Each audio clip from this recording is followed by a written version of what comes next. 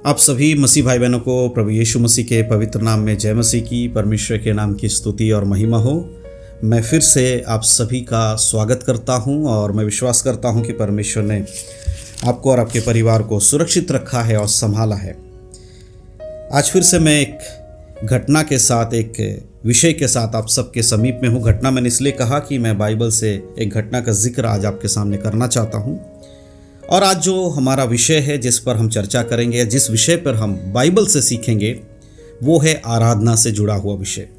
जी हाँ, हम सभी लोग जो प्रभु यीशु मसीह पर विश्वास करते हैं, हमारे लिए आराधना के बारे में जानना बहुत ज़रूरी है। आराधना प्रभु के सामने हम अपने भेंटों को लाकर जब आराधना करते हैं, यानी कि हमारी स्तुति रूपी बलिदान। आज हम क्या करते हैं, हम परमेश्वर को आज अगर कुछ चढ़ाते हैं वही बलिदान के रूप में, तो वो हमारे होठों से निकलने वाले, हमारे मुंह से निकलने वाले परमेश्वर की आराधना के जो भेंट हैं, प्रभु को धन्यवादित जो हम भेंट चढ़ाते हैं, वही है जो बलिदान के रूप में आज हम प्रभु के सामने चढ़ाते हैं। इसलिए आज के समय में हर एक विश्वासी को आराधना का महत्व पता होना चाहिए। अगर आप आराधना के महत्व नहीं जानते हैं और आप नहीं समझ पाए कि आपका आराधना सही है या गलत है, तो फिर आपकी आराधना परमेश्वर के सामने ग्रहण योग्य होगा, ये कैसे आपको पता चलेगा? क्या आप जानते हैं कि परमेश्वर हर चीज़ को ग्रहण नहीं करते हैं? आज बहुत सारे लोग प्रभु के सामने आराधना करते हैं और सबको लगता है परमेश्वर हमारी आराधना को सुन रहे हैं। हम जब गीत गाते हैं, संडे के दिन चर्च में जाकर गीत गाते हैं, लोगों को लगता है कि हम गीत गा रहे हैं, प्रभु खुश हो रहे हैं, परमेश्वर को अच्छा लग रहा है। लेकिन क्या आप जानते हैं, कई बार आपके गीतों का परमेश्वर के सामने, परमेश्वर की महिमा का कोई प्रतिफल आपके लिए नहीं है। कई बार जब आप परमेश्वर की आराधना करते हैं, उससे परमेश्वर को खुशी नहीं होती है। आपके मुख से निकलने वाले धन्यवादित जो बातें हैं, उससे परमेश्वर ग्रहण तक नहीं करता है। कई बार ऐसा होता है, लेकिन आपको पता ही नहीं चलता। तो आज का जो मैसेज है, आज जो मैं कुछ आज इस वीडियो में आपको बताऊंगा, बाइबल से दिखाऊंगा, उसको देखने के बाद आपको पता चलेगा कि आपका जो आराधना है वो प्रभु के सामने ग्रहण योग्य है या नहीं है। उसके लिए मैं आपको एक घटना की ओर आपके ध्यान को ले जाना चाहता हूँ। उत्पत्ति की किताब में एक ऐसे घटना का जिक्र है जिसको अगर हम सही से समझे तो हमें पता चलेगा कि हमारी आराधना प्रभु के सामने स्वीकार योग्य या ग्रहण योग्य होगा या नहीं होगा। तो उसके लिए मैं आपको बताना चाहता हूँ उत्पत्ति किताब, उसका 4 अध्याय। यहाँ पर एक घटना है हाबिल और कैन को लेकर। आप सब लोग जानते हैं, कैन और हाबिल आदम और हव्वा के बेटे थे। कैन बड़ा भाई और हाबिल छोटा भाई था। कैन पहले हुआ, फिर हाबिल हुआ, और इस प्रकार से हम इन दोनों भाइयों के बारे में यहाँ देखते हैं। लेकिन यहाँ एक घटना है 4 अध्याय में कि कैन और हाबिल ने परमेश्वर के सामने बेदी बनाकर उनको बलिदान चढ़ाया। परमेश्वर के सामने बेदी में बलिदान को चढ़ाया। और यहाँ वचन बताती है कि एक भाई का बलिदान परमेश्वर ने स्वीकार किया और दूसरे भाई का बलिदान परमेश्वर ने ग्रहण नहीं किया, जबकि दोनों भाइयों ने उत्तम चीज़ों को लाकर परमेश्वर के सामने रखा। ऐसा नहीं है कि एक भाई ने खराब ला के रखा, दूसरे भाई ने अच्छी वस्तुओं को रखा, बेदी पर चढ़ाया बलिदान करने के लिए, और परमेश्वर ने अच्छे वाले को ले लिया, बुरे वाले को छोड़ दिया। नहीं, दोनों ने जो कुछ वो काम करते थे उसमें सबसे सर्वश्रेष्ठ लाकर प्रभु के सामने बलिदान किया, परमेश्वर के सामने बलिदान किया। लेकिन परमेश्वर ने एक भाई का बलिदान स्वीकार किया, दूसरे का नहीं किया। तो क्यों ऐसा हुआ? आज भी अगर आप आराधना करते हैं, कलीसिया में जब आराधना होता है, तो यही चीज़ आज भी है। बहुत सारे लोग परमेश्वर की महिमा कर रहे हैं, लेकिन बहुतों की महिमा परमेश्वर के सामने ग्रहण योग्य नहीं है। लेकिन कुछ लोगों की महिमा परमेश्वर के सामने ग्रहण योग्य होता है। आज अगर आप चाहते हैं कि आप जो महिमा देते हैं परमेश्वर को, वो सच में परमेश्वर के सामने ग्रहण योग्य हो, तो आज इन बातों को जो मैं आपको बता रहा हूँ अपने जीवन में ज़रूर उतारिएगा, अपने जीवन में लागू करिएगा। तब आप दोबारा जब आराधना करेंगे, परमेश्वर की महिमा करेंगे, तो 100% परमेश्वर आपकी उस महिमा को ग्रहण करेंगे। तो उसके लिए मैं कुछ वचन आपको पढ़ के सुनाना चाहता हूँ। देखिए, एक घटना है, और अगर आप यहाँ देखेंगे तो 3 आयत से मैं आपके लिए पढ़ूंगा। 3 आयत में इस प्रकार लिखा है, कुछ दिनों के पश्चात कैन यहोवा के पास भूमि की उपज में से भेंट ले आया। यहाँ पर कैन के बारे में लिखा है क्योंकि कैन किसान था, वो किसानी करता था। और हाबिल जो था, हाबिल भेड़ बकरियों को चराने वाला चरवाहा बना, और किसानी करने के लिए कैन जो था वो किसान बन गया। उसने खेती बाड़ी चुना, वो खेती बाड़ी कर रहा था। अब कुछ दिनों के बाद किसान जो खेती बाड़ी कैन कर रहा था, उसने क्या किया, अपने अनाज में से कुछ ले जाकर परमेश्वर के सामने, भूमि की उपज में से कुछ ले जाकर परमेश्वर के सामने बलिदान के रूप में चढ़ाया। और 4 आयत में लिखा है, और हाबिल भी अपने भेड़ बकरियों के कई एक पहलोठे बच्चे भेंट चढ़ाने के लिए लाया और उनकी चर्बी भेंट चढ़ाई। तब यहोवा ने हाबिल और उसकी भेंट को ग्रहण किया। और 5 में लिखा है, परंतु कैन और उसकी भेंट को उसने ग्रहण ना किया। तब कैन अति क्रोधित हुआ और उसके मुंह पर उदासी छा गई। हालेलुया। यहाँ पर प्रभु के सामने कैन अपने फसलों में से जो भूमि की उपज में से निकले थे उसको लेकर बलिदान चढ़ाया, लेकिन परमेश्वर ने कैन के बलिदान को ग्रहण नहीं किया। लेकिन हाबिल ने अपने भेड़ बकरियों के जो उत्तम बच्चे थे, भेंट था, जो अच्छे पशु थे, उसमें से उनकी चर्बियों को ले जाकर भेंट चढ़ाया और परमेश्वर ने हाबिल की भेंट को स्वीकार कर लिया। जब आप इसको पढ़ते तो ऐसा लगेगा आपको कि देखो, परमेश्वर को बलिदान के रूप में लहू पसंद है ना, क्योंकि हाबिल ने क्या चढ़ाया, एक भेड़ का बलि करके चढ़ाया, अपने भेड़ बकरियों में से बलि करके चढ़ाया, तो परमेश्वर ने उस लहू के बलिदान को स्वीकार कर लिया। लेकिन जो व्यक्ति अनाज लेकर आया उसको परमेश्वर ने स्वीकार नहीं किया। तो कई लोगों को लगेगा, अरे नहीं, परमेश्वर तो भाई देखो लहू से उन्हें खून पसंद है ना, इस तरह के एक थॉट ले आते, परमेश्वर को तो खून पसंद होना चाहिए, यानी मांस नॉनवेज हो गया परमेश्वर, इस तरह से बोलते हैं। लेकिन यहाँ पर बात ये नहीं है कि कैन जो था वो फसलों का उपज लेके आया था और हाबिल जो था वो पशुओं की चर्बी लेकर आया था, ये नहीं है बात। यहाँ आगे आप पढ़ेंगे तो आपको समझ में आएगा। अगर आप आराधना कर रहे हैं तो कुछ लोगों को लगेगा मुझे गाना नहीं आता है, मैं वर्शिप करने वाले जो लीडर्स हैं उनके जैसा बढ़िया गीत नहीं गा पाता हूँ, सुर में नहीं गा पाता हूँ, या मैं गिटार नहीं बजा पाता हूँ, मैं ड्रम नहीं बजा पाता हूँ, या मेरी कोई औकात नहीं, मैं अच्छे से बाकी लोगों की तरह अच्छे से नहीं कर पाता कोई भी चीज़, इसलिए शायद परमेश्वर मेरे आराधना को नहीं सुनते। तो लोग सोचते हैं कि मैं अगर अच्छे से गाऊंगा, सुर में गाऊंगा, मैं बाकी लोगों के संग तालमेल करके गाऊंगा तो परमेश्वर मेरी आराधना को ग्रहण कर लेंगे। जैसे यहाँ पर घटना हो रही उस तरह आज भी बहुत सारे लोग इस तरह का सोच रखते हैं। लेकिन मैं आपको क्लियर बताना चाहता हूँ, यहाँ पर बलिदान में क्या चढ़ाया गया वो मैटर नहीं करता है, चाहे वो अनाज हो, चाहे वो पशु की चर्बी हो। इससे परमेश्वर ने वहाँ पर एक भेंट को ग्रहण किया, दूसरे को ग्रहण नहीं किया, ये नहीं हुआ है। उसके आगे अगर आप पढ़ेंगे तो आपको समझ में आएगा। उसके आगे अगर आप 6 आयत को पढ़ेंगे, जब कैन के मुंह पे उदासी छा गई, क्योंकि परमेश्वर ने हाबिल के भेंट को तो ग्रहण किया परंतु कैन के भेंट को ग्रहण नहीं किया। कैन के गुस्सा आ गया कि ये क्या हुआ। तब परमेश्वर ने देख क्या कहा, 6 आयत में लिखा है, तब यहोवा ने कैन से कहा, तू क्यों क्रोधित हुआ, तेरे मुंह पर उदासी क्यों छा गई। प्रभु ने सवाल किया कि तू क्यों क्रोधित हुआ, तेरे मुंह पर उदासी क्यों छा गई है।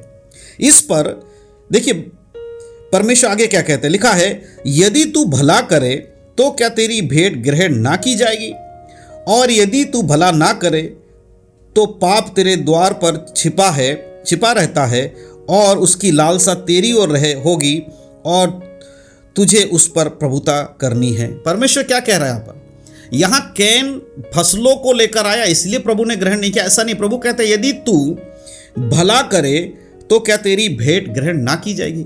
यहाँ पर भेंट ग्रहण ना करने का एक ही कंडीशन है कि कैन जो था वो भलाई करने वाला व्यक्ति नहीं था, वो दूसरों के लिए भला नहीं चाहता था, दूसरों के संग अच्छे से व्यवहार नहीं करता था, उसका स्वभाव भलाई वाला नहीं होता था, वो हमेशा गलत करता था। इसीलिए प्रभु ने उसके भेंट को ग्रहण नहीं किया। देखो जैसे ही कैन के भेंट को परमेश्वर ने ग्रहण नहीं किया, कैन को तुरंत गुस्सा आया, और गुस्सा किस पर आया, उसके भाई पर गुस्सा आया। इसके आगे की आयतों को आप पढ़ेंगे तो आपको पता चलेगा कैन जाकर अपने भाई को मार देता है। ये पहला हत्यारा, पृथ्वी में पहला हत्यारा बन जाता है कैन, मनुष्य को मारने वाला पहला व्यक्ति। भलाई करने वाला नहीं था, इसीलिए इसके भेंट को ग्रहण नहीं किया। ऐसा नहीं है कि परमेश्वर ने चर्बी नहीं चढ़ाया इसलिए कैन के भेंट को ग्रहण नहीं किया, परंतु इसका जीवन भलाइयों का जीवन नहीं था। तो प्रभु कहता है यदि तू भला करे तो क्या तेरे भेंट को ग्रहण ना किया जाएगा। उसी प्रकार से आज के समय में बहुत सारे लोग यीशु मसीह पे विश्वास करते हैं लेकिन उनका जीवन भलाई वाला नहीं है, लेकिन हर संडे जाकर परमेश्वर की आराधना करते हैं, परमेश्वर को महिमा देते हैं, चिल्ला चिल्ला कर उसके गीत गाते हैं। तो क्या आपको लगता है परमेश्वर आपकी उस आराधना को स्वीकार कर रहे हैं? आज आपको जांचना, अगर आपके जीवन में भलाई नहीं है, आप भलाई नहीं करते हैं, दूसरे के प्रति नम्रता ही नहीं रखते हैं, आपके जीभ से परमेश्वर की महिमा के साथ साथ संसारिक बातों के जो बुरी चीज़ें वो भी आपके मुंह से निकल रहा है, गलत बातें निकलती हैं, आपके अंदर से गलत सोच है, तो कैसे परमेश्वर के सामने जब आप आराधना करते हैं तो परमेश्वर आपकी भेंट स्तुति रूपी बलिदान ग्रहण करे। हालेलुया। आज हम किसी वेदी को बनाकर बलिदान नहीं कर सकते क्योंकि यीशु मसीह ने व्यवस्था को पूरा कर दिया है। लेकिन आज अगर हम बलिदान चढ़ाने की बात करते हैं तो हम एकमात्र बलिदान है जो हम परमेश्वर को चढ़ा सकते हैं, वो है स्तुति रूपी बलिदान, अपने होठों से परमेश्वर की महिमा का बलिदान। यही है जो हम परमेश्वर के सामने चढ़ा सकते हैं, इसके अलावा कुछ नहीं है। तो जब भी आप परमेश्वर के सामने स्तुति रूपी बलिदान चढ़ाते हैं, कैन और हाबिल की घटना को याद रखिए। अगर आपका मन शुद्ध नहीं है, अगर आपका जीवन में गड़बड़ियां हैं, संसारिक बातों में आज भी आप जीवन जीते हैं, है ना, बुराई में आज भी आप जीवन जीते हैं, पाप में आज भी आप जीवन जीते हैं, और आप एक दिन संडे के दिन जाकर परमेश्वर की आराधना करके अपने आप को आप ये सोचते हैं कि प्रभु ने आपकी आराधना को स्वीकार कर लिया, तो आप बहुत बड़े गलत फहमी में हैं मेरे प्रियो। पश्चाताप करके आपके अपने जीवन से उन पापों से खुद को अलग करिए। आपके जीवन में जो भी कमी है उसको हटाइए, प्रार्थना करिए और परमेश्वर से कहिए प्रभु मुझे माफ करे। उसके बाद आप परमेश्वर को बलिदान चढ़ाए। बाइबल बताती है, वचन में लिखा है, जब तू भेंट चढ़ाने आए और तुझे याद आए तेरे भाई के मन में तेरे प्रति कोई बुराई है, तो अपनी भेंट को वेदी के सामने रख दे। पहले जा और अपने भाई से मेल कर, उसके बाद आकर भेंट चढ़ा। तो पहले अपने जीवन को सुधारिए, पहले अपने जीवन को सही कीजिए, उसके बाद जब आप परमेश्वर को स्तुति रूपी बलिदान चढ़ाएंगे, परमेश्वर उस बलिदान को स्वीकार करेंगे, ग्रहण करेंगे। आज बहुत सारे लोगों के संग यही प्रॉब्लम है कि लोग परमेश्वर की आराधना तो कर रहे हैं लेकिन अपने जीवन के पाप को, अपने जीवन की बुराई को नज़रअंदाज कर रहे हैं। कैन के समान वो भेंट लेकर तो जाएंगे, वो उत्तम फसल का भेंट लेके जाएंगे, लेकिन प्रभु उनके भेंटों को ग्रहण नहीं करता। क्यों? क्योंकि उनका जीवन सही नहीं है। इस कहानी से या इस घटना से जो कैन के बारे में, हाबिल के बारे में हमने सुना और जाना, इससे शिक्षा क्या मिलती है? इससे शिक्षा ये मिलती है कि परमेश्वर चाहते हैं हर व्यक्ति खुद के जीवन को परखे, खुद के जीवन को देखे, क्योंकि हमारे मुख से निकलने वाला बलिदान अगर हम परमेश्वर के सामने लेकर जाते हैं, वो ग्रहण तभी होगा जब हमारा मन शुद्ध होगा। भलाई करने वाले बने, दूसरों के लिए नम्रताई का जीवन जिए, दूसरों की भलाई के बारे में सोचें। शायद आप किसी की मदद नहीं कर पाएंगे भलाई करने के लिए, किसी वस्तु से किसी की मदद नहीं कर पाएंगे, लेकिन आपके अंदर से हर व्यक्ति के भलाई के लिए कामना निकलनी चाहिए। आपके अंदर से हर चीज़ भलाई के लिए होनी चाहिए। किसी के लिए बुरा ना सोचें, किसी के लिए बुरा ना कहें, किसी के साथ बुरा ना करें। आपके संग लोग बुरा करते हैं, लोगों को माफ़ कर दीजिए, लोगों को सह लीजिए, कोई बात नहीं। जब आप इन चीज़ों को करते हैं, प्रभु की दृष्टि आपके ऊपर रहती है। वचन में लिखा है कि परमेश्वर स्वर्ग से अपने धर्मी लोगों पर अपनी दृष्टि को लगाए रहते हैं, वो देखते रहते हैं कौन क्या कर रहा है। आज आपको जानना है, अगर आप परमेश्वर की आराधना करने वाले एक व्यक्ति हैं, अच्छी बात है, लेकिन अगर आपका जीवन प्रभु के वचनों के अनुसार नहीं है, यीशु मसीह के वचन के अनुसार नहीं है, तो आपकी आराधना का कोई प्रतिफल आपको नहीं मिलेगा। परमेश्वर आपकी आराधना को ग्रहण नहीं करेंगे मेरे प्रियो। परमेश्वर बदला नहीं है, वो आज कल और युगान युग एक सा है। तो आप ये ना सोचें कि अब हम जैसा मर्जी आराधना करेंगे, जैसे मर्जी प्रभु को महिमा देंगे, परमेश्वर ग्रहण कर लेगा। नहीं। अच्छा गिटार बजाकर आप गाना गाओगे तो प्रभु खुश हो जाएगा? पुलपिट पे खड़े होकर अगर आप लीडिंग करते हो तो क्या परमेश्वर आपसे खुश हो जाएगा? हजारों लोगों के सामने आप गीत गाते हो, उससे परमेश्वर खुश हो जाएंगे? नहीं मेरे प्रियो। जब तक आपके जीवन में सच्चाई नहीं है, आपके जीवन में परमेश्वर के वचन का कार्य नहीं है, आप भलाई करने वाले व्यक्ति नहीं है, तब तक परमेश्वर आपकी आराधना से खुश नहीं होते। प्रभु चाहते हैं कि हम अपने जीवनों को परखें, हम अपने जीवनों को देखें। अगर हमारे अंदर भलाई उत्पन्न होगा तो हम दूसरों के लिए भी भला उत्पन्न कर पाएंगे। अगर हमारे अंदर अच्छी बातें हैं तो हम दूसरों के लिए भी अच्छी बातें बोल पाएंगे। इसीलिए जीवन को परखिए। कैन के समान मत बनिए, लेकिन हाबिल के समान अपनी भेंट को चढ़ाइए। कैन अगर पश्चाताप करता तो शायद परमेश्वर उसकी भेंट को दोबारा ले लेते। अगर वो बोलता प्रभु मैंने गलती किया, मुझे माफ़ कर दीजिए, मैं पश्चाताप कर रहा हूँ, मैं आगे से ऐसा नहीं करूँगा, मैं समझता हूँ परमेश्वर दयालु है, वो ज़रूर माफ़ कर देते। लेकिन कैन ने ऐसा नहीं किया। प्रभु ने उसको समझाया, उसके बाद भी जाकर उसने अपने भाई की हत्या की। उसी प्रकार से आज अगर आप मुझे सुन रहे हैं, आज अगर इस वचन को सुन रहे हैं, इन बातों को सुन रहे हैं, और अगर आप पश्चाताप करते हैं अपने जीवन को लेकर, अपने जीवन के पापों को लेकर मन फिराते हैं, तो प्रभु आपको एक और मौका देंगे ताकि आप परमेश्वर के वचनों के अनुसार उसकी आराधना कर सको। लेकिन अगर इस बात को, आज जो कुछ मैंने आपको बताया, इनको सुनने के बाद भी अगर आप मन नहीं फिरा रहे हैं, आप परमेश्वर की आराधना करने जा रहे लेकिन बुराई में पड़े हुए हैं, तो एक दिन आपका जब न्याय होगा उस समय आप परमेश्वर के राज्य में प्रवेश नहीं कर पाएंगे, आप प्रभु के संग स्वर्ग में नहीं जा पाएंगे या परमेश्वर को जवाब नहीं दे पाएंगे। इसलिए मौका आज है, अपने जीवन को जांचें, अपने जीवन को देखें कि कहाँ कमी है, उस जगह पे अपने आप को बदलाव करें। तो मेरे प्रियो, ये एक विशेष बात थी जो मुझे आप लोगों तक पहुँचानी थी।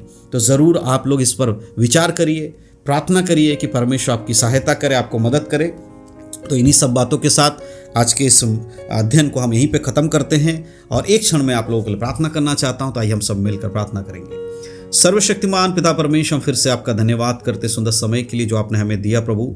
आज के मनन के लिए जो वचन हमने सीखा समझा परमेश्वर, कि किस प्रकार से परमेश्वर उत्तम भेंट से बढ़कर, अच्छी वस्तुओं से बढ़कर मनुष्य के हृदय की सच्चाई को देखते हैं। परमेश्वर हमारे हृदय के अंदर की बातों को देखते हैं। अगर हमारे हृदय के अंदर बुरी बातें हैं, बुरी चीज़ें हैं, तो कभी भी हम अच्छी वस्तुओं को लेकर परमेश्वर के सामने जाएंगे, परमेश्वर से ग्रहण नहीं करेंगे। हमारे स्तुति रूपी बलिदान कभी भी परमेश्वर के सामने ग्रहण योग्य नहीं होगा अगर हमारे हृदय में पाप भरा हुआ है, अगर आपके हृदय में बुराई भरी हुई है, अगर आपके हृदय में गलत बातें भरी हुई है, किसी के नुकसान की बातें भरी हुई हैं, तो कभी परमेश्वर के सामने आपके स्तुति रूपी बलिदान ग्रहण योग्य नहीं होगा। लेकिन अगर आप मन फिराते हैं, आप पश्चाताप करते हैं, प्रभु से प्रार्थना करते हैं, तो परमेश्वर जरूर आपकी मदद करेंगे। सर्वशक्तिमान पिता परमेश्वर, समय मैं प्रार्थना करता हूँ उन तमाम भाई बहनों के लिए जो मेरी बातों को सुन रहे हैं, आपके वचन को सुन रहे हैं। इनमें से जिनके जीवन में भी परमेश्वर पाप बुराई है, उन्हें मन फिराने के लिए सहायता करें। जो पश्चाताप कर रहे हैं परमेश्वर, जो अपने हृदय को तोड़ रहे हैं, उनको परमेश्वर पवित्र आत्मा आप सहायता करें ताकि आने वाला समय पवित्र आत्मा आपके वचनों के अनुसार जीने के लिए मदद हो सके, आपके वचन के अनुसार चल सके। एक नम्रता का जीवन इन प्रियों के जीवन में आने के लिए मैं प्रार्थना करता हूँ प्रभु जी। धन्यवाद प्रभु, जो वचन सुने गए हैं उन वचनों के द्वारा लोग आशीषित होने पाए। फिर से इन सभी को आपके हाथों में समर्पण करके सारा आदर महिमा आपको देता हूँ। प्रार्थना विनती उद्धार करता यीशु मसीह के नाम से मांगता हूँ, आमीन।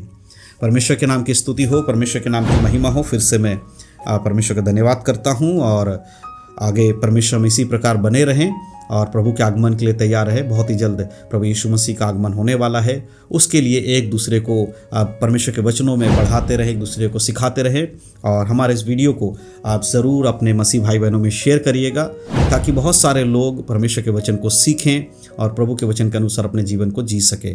साथ ही साथ पहली बार अगर इस चैनल पर आए हैं तो मैं आप सबसे कहना चाहता हूँ इस चैनल को सब्सक्राइब करिए।